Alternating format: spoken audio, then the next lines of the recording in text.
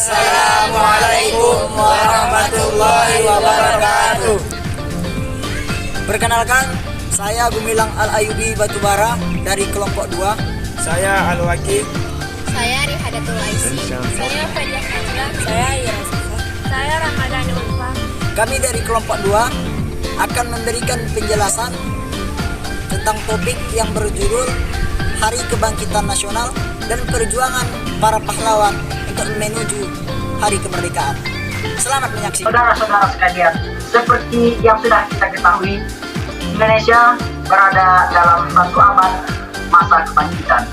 Masa ini adalah masa yang matang bagi sebuah negara. Namun, meskipun begitu, kita harus tetap melanjutkan perjuangan daripada leluhur-leluhur kita sebagai warga negara yang baik. Dan untuk mewujudkan sebuah negara yang merdeka, bersatu, berdaulat, adil dan makmur, serta mengejar ketertinggalan kita daripada negara-negara lain yang sudah maju seperti Jepang, Korea, Singapura, dan negara-negara lainnya. Saudara-saudara sekalian, perjuangan Indonesia ini masih sangat panjang, saudara-saudara. Seperti berbagai ancaman dan tantangan daripada negara-negara lainnya yang berusaha masuk dan menguasai tanah air ini kembali, baik secara ekonomi maupun secara material. Saudara-saudara sekalian, perjuangan para leluhur kita sangatlah berat, saudara-saudara. Banyak darah dan keringat bertumpahan secara sadis, kematian di mana-mana, kemiskinan merajalela di seluruh Nusantara, terutama dalam masa penjajahan yang dilakukan oleh Belanda. Indonesia berada dalam ketakutan, kemiskinan, kebodohan, dan keterpurukan dalam segala bidang, terutama di bidang pendidikan dan di bidang tenaga. Melihat kondisi Indonesia yang sangat buruk tersebut, itulah berbagai orang yang berusaha melakukan perubahan, terutama di bidang pendidikan dan tenaga lain. Saudara-saudara sekalian, perubahan ini dimulai setelah 350 tahun lamanya, atau pada tahun 1890 Belanda mulai memberikan anggaran untuk pendidikan Indonesia. Namun itu bukanlah awal kejayaan Indonesia, karena itu hanyalah rencana daripada para penjajah untuk memperkuat perusahaan mereka dengan memperbanyak tenaga kerja yang cerdas daripada Indonesia. Melihat kondisi Indonesia yang sangat terpuruk, semakin banyaklah orang-orang yang berusaha untuk memperbaiki dan mengembalikan Indonesia ke puncak kejayaan. Banyaklah orang-orang yang berusaha untuk melakukan perubahan. Salah satunya adalah Dr. Wahidin Sudirohusodo. Ia melakukan berbagai perubahan dengan berbagai cara. Langkah yang pertama yang ia lakukan adalah dengan mengirimkan surat melalui surat kabar Retno. Langkah pertama yang ia lakukan adalah dengan mengirimkan surat kabar melalui surat kabar Retno Gumilang yang menuju kepada para orang-orang pribumi putra untuk melakukan penggalangan dana dan membentuk sebuah organisasi. Namun, kerja keras beliau tidak digubris sehingga terlintas di pikiran beliau untuk turun langsung ke lapangan untuk berceramah dan membuat dana pendidikan serta mendirikan sebuah organisasi pemuda yang bersifat ekonomi kebudayaan namun tidak bersifat politik. Usaha Dr. Wahidin membuahkan hasil sehingga organisasi pemuda terbentuk tepatnya pada tahun 1908 pada tanggal 20 Mei pukul 9 pagi. Organisasi ini diberi nama Budi Utomo yang memiliki arti perkumpulan yang mencapai sesuatu berdasarkan keluhuran kebaikan atau kemahiran. Organisasi Budi Utomo ini menjadi pelopor bagi organisasi-organisasi kebangsaan lainnya, sehingga organisasi ini menjadi awal gerakan untuk kebangkitan nasional.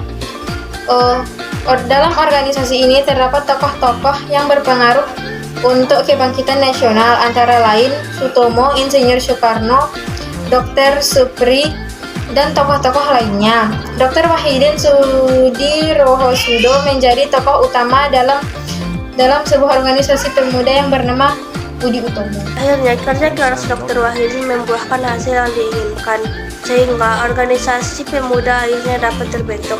Organisasi tersebut diberi nama Budi Utomo yang memiliki arti suatu perkumpulan yang akan mencapai sesuatu berdasarkan nilai keluhuran, budi, kebaikan, perangai, atau tabiat kemahirannya. Budi Utomo berdiri tepatnya pada tahun 1908, menjadi langkah awal gerakan untuk mencapai kemerdekaan Indonesia dan menjadi harapan baru bagi rakyat Indonesia untuk keluar dari penderitaan, ketakutan, dan kebodohan. Pada hari Minggu 20 Mei 1908, tepatnya pada pukul 9 pagi, Sutomo dan kawan-kawannya seperti Muhammad Suraji Muhammad Saleh menyiapkan rapat dan membicarakan berbagai hal seperti langkah-langkah baru yang akan ditempuh. Dan ketika segala sesuatu dibicarakan dengan matang dan dengan penuh pertimbangan, maka mereka sepakat menggunakan nama perkumpulan baru mereka, yaitu Budi Utomo, karena dianggap sebagai pelopor organisasi kebangsaan yang kita rayakan, karena mengandung nilai efektif dan eduktif. Sutomo dan kawan-kawannya sangat berpengaruh dalam mempelopori tercetusnya Hari Kebangkitan Nasional ini. Sangat banyak sekali tokoh-tokoh besar seperti Insinyur Soekarno, Sutomo, Dr. Cipto Mangunkusumo, dan lain-lainnya. Mereka semua adalah tokoh-tokoh yang berjasa dalam memperjuangkan Hari Kebangkitan Nasional ini. Dr. Wahidin adalah orang yang paling menginspirasi di dalam gerakan ini. Ia telah menginspirasi Sutomo dan kawan-kawannya untuk mendirikan organisasi pergerakan nasional ini. Dr. Wahidin adalah seorang yang cerdas. Kecerdasannya tentu diperoleh dari proses belajar dan belajar yang dilalui. Ia adalah seorang yang hebat yang belajar di sekolah Stovia.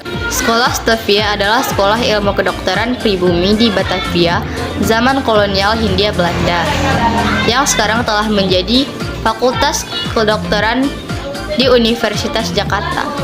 Langkah pertama, Sutomo dan temannya untuk mengirimkan surat-surat untuk mencari hubungan dengan kota-kota lain di luar Jakarta seperti Bogor, Bandung, Semarang, Magelang, Yogyakarta, dan lain-lainnya.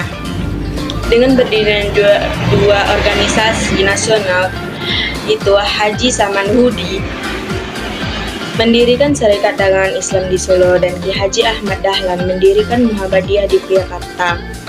Wijosewoyo dan kawan-kawannya mendirikan Asuransi Jiwa Bersama Bumi Putera di Magelang. Sebelum berdirinya Budi Utomo telah berdiri sebuah organisasi Serikat Dagangan Islam pada tahun 1905 di Pasar Lawean Solo. Awalnya berdirinya untuk melindungi dominasi pedagang Cina pada masa itu yang sangat mendominasi, kemudian berkembang menjadi organisasi pergerakan sehingga pada tahun 1906 berubah nama jadi Serikat Islam Budi Utomo. Beberapa kali mengganti pemimpin, sebagian besar berasal dari bangsawan seperti Raden Adipati Tirto Kusumo, Bupati Karanganyar, dan Aryo Noto Dirojo. Waktu itu Dawes Dekker mewujudkan kata politik. Berkat pengaruh tersebut, pengertian tanah air Indonesia semakin diterima hingga muncul Indis Partij. Namun perkembangan Budi Utomo tidak begitu pesat dan menjadi menurun. Karena pada tahun 1972 terjadi pergantian pemimpin dari Tirto Kusumo kepada Pangeran Notodirojo yang berusaha dengan sepenuh tenaga mengejar ketertinggalannya. Dengan ketua baru, perkembangan Budi Utomo tidak begitu pesat lagi. Yang pertama dicapainya hanyalah perbaikan pendidikan di daerah Kesultanan dan Kesunanan. Budi Utomo mendirikan organisasi Darmaworo, tetapi hasilnya tidak begitu pesat. Dalam masa kepemimpinannya, terdapat dua organisasi nasional, yaitu Serikat Islam dan Industri Partij. Waktu beralih pada tanggal 20 Juli 1903, Suwardi Soeningrat yang bergabung dalam Komite Bumi Putera menulis Nederlander Wars atau Seandainya Aku Seorang Belanda, di mana tulisan tersebut memprotes keras rencana pemerintah Hindia Belanda merayakan 100 tahun kemerdekaan Belanda di Hindia Belanda. Karena tulisan inilah, Cipto Mangkusumo dan Surya Soeningrat dihukum dan diasingkan di negeri Belanda. Karena boleh memilih, keduanya memilih dibuang ke negeri Belanda. Hukuman ini justru mereka manfaatkan untuk belajar ilmu hukum, tetapi Dr. Cipto Mangkusumo dipulangkan ke Hindia Belanda karena sakit.